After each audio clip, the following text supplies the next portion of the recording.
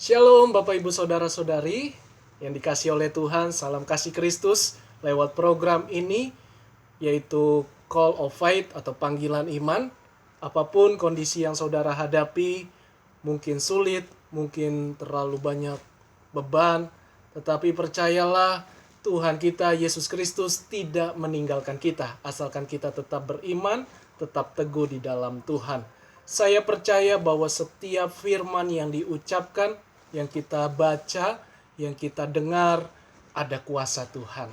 Jadi saudara, saat ini renungan firman Tuhan yang saya akan bagikan yaitu mengenai keinginan manusia tidak terpuaskan, atau jeripaya manusia tidak pernah puas, karena memang manusia ini adalah kehidupannya atau keinginan dagingnya itu selalu menggebu-gebu, selalu tidak pernah puas.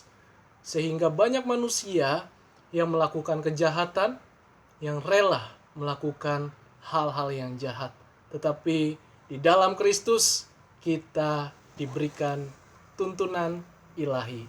Namun sebelumnya kita untuk mendengarkan renungan, terlebih dahulu kita berdoa. Haleluya. Terima kasih Tuhan Yesus, kami datang kepadamu, kami percaya bahwa Tuhan selalu mengasihi kami, mengingat kami tentang kebenaran firman, bahwa keinginan manusia tidak pernah puas. Tetapi di dalam Kristus selalu ada damai sejahtera, ada jalan keluar, ada kekuatan ilahi. Urapi hambamu, sehingga yang mendengarkan channel ini mereka diberkati Tuhan, ditolong Tuhan, dan mengalami mujizat. Jalan keluar dalam nama Yesus. Mujizat terjadi. Haleluya. Amin. Kita buka Alkitab kita. Saya akan bacakan di dalam kitab Pengkhotbah pasal 6 ayat 7-9. Segala jeripaya manusia adalah untuk mulutnya, namun keinginannya tidak terpuaskan. Karena apakah kelebihan orang yang berhikmat daripada orang yang bodoh? Apakah kelebihan orang miskin yang tahu berperilaku di hadapan orang? Lebih baik melihat saja daripada menuruti nafsu. Ini pun kesia-siaan dan usaha menjaring angin. Dalam kitab Pengkhotbah ini dikisahkan oleh seorang tokoh bernama Raja Salomo. Raja Salomo adalah orang yang punya hikmat luar biasa dan dampaknya adalah kekayaan. Pada saat itu, kekayaannya tentu tidak terhingga. Tetapi Salomo punya kesalahan, yaitu dia punya 1000 perempuan. 700 istri, 300 budak atau gundiknya. Jadi itu kesalahan fatal dan tentu kita tidak mau mengikuti hal itu. Tetapi Salomo itu menyadari bahwa semuanya di bawah matahari ini semuanya sia-sia. Apalagi kita di luar Kristus. Tentu tidak ada kebahagiaan. Kebahagiaan yang saya maksud bukanlah karena harta atau karena kekuasaan. Tetapi kebahagiaan yang dimaksud itu berbicara tentang ada rasa syukur, ada rasa damai di hati. Sekalipun kondisi keadaan kita mungkin beban berat, terpuruk, atau mengalami sakit penyakit. Karena dikatakan di Alkitab, di ayat 7 ini, segala jeripaya manusia adalah untuk mulutnya. Ya, makanya orang rela melakukan hal-hal yang jahat demi kepuasan mulutnya, demi kepuasan perutnya, sehingga dia tidak peduli dengan yang lain. Bila perlu, saingannya itu jatuh. Bila perlu, tidak ada saingannya.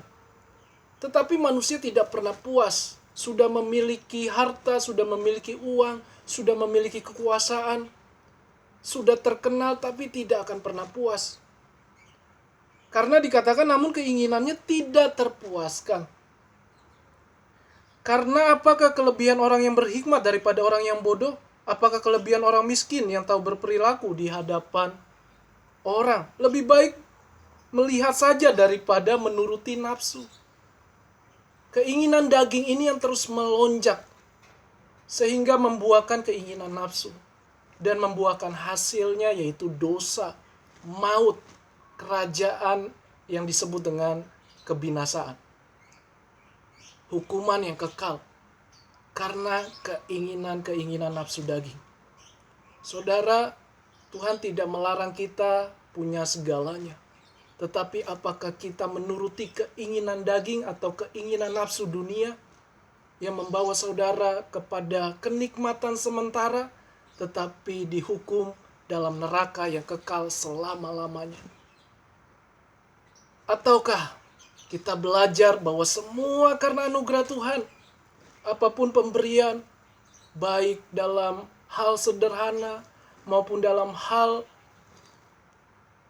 yang luar biasa, bahkan kita dipercayakan Tuhan menjadi anaknya, menjadi alat kemuliaannya, kita menyadari bahwa semua itu karena Tuhan, karena pertolongan Tuhan. Jadi saya mau ingatkan dari firman Tuhan ini, manusia itu tanpa Kristus tidak pernah puas. Tetapi di dalam Kristus selalu ada damai sejahtera mengalir. Selalu ada ketenangan ketika menghadapi ujian, cobaan apapun. Jadi Bapak Ibu Saudara, jangan pernah iri hati dengan orang lain. Jangan pernah membanding-bandingkan. Biarlah itu menjadi pelajaran atau pengalaman. Kita ambil, kita tarik yang baiknya. Yang buruknya kita tidak lakukan. Tuhan Yesus sungguh mengasihi kita. Tuhan Yesus sungguh menolong kita. Sehingga dari kisah Salomo, dia menyadari semuanya itu pun sia-sia. Seperti usaha menjaring angin. Artinya tidak ada yang bisa kita bawa di dunia ini. Tidak ada yang bisa kita pertahankan di dunia ini. Saudara, saat ini apapun keluhan saudara, saudara terbelenggu, terikat dengan apapun, dengan kuasa gelap, dengan ikatan-ikatan dosa, datang pada Tuhan Yesus. Buka hati. Roh Allah itu yang kita kenal namanya Roh Kudus akan memampukan saudara, akan memberikan hati saudara, pikiran saudara terbuka dengan terang Kristus. Terima dengan iman, dengan kerendahan hati. Terima, hanya Dia satu-satunya yang dapat membebaskan kita, yang dapat melepaskan kita dari segala belenggu, yang dapat menolong kita. Kita ini terbatas, kita ini rapuh. Tetapi Kristus yang kita tidak lihat, Dia sanggup menolong hidup kita. Itu saja yang saya bagikan.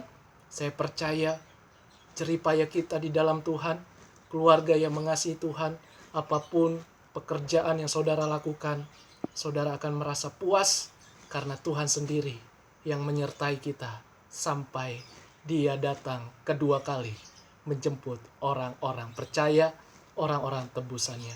Tuhan Yesus memberkati kita semua. Shalom. Haleluya.